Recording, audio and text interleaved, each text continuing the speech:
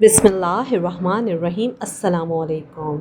आज मैं बना रही हूँ नरम मसालेदार राजमा, जो चावल हों या रोटी दोनों ही के साथ लाजवाब लगते हैं। सिर्फ मज़ेदार ही नहीं, दिल से बना हुआ।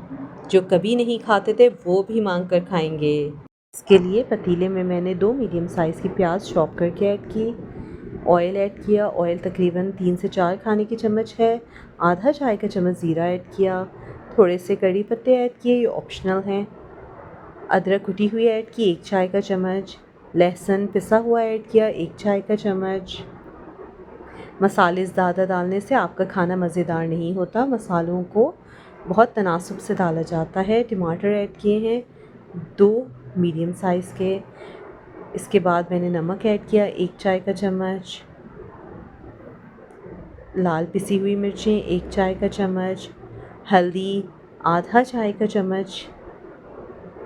इसे अच्छी तरह से मिक्स कर लीजिए। इसके बाद 2 सूखे आलू बुखारे ऐड किए।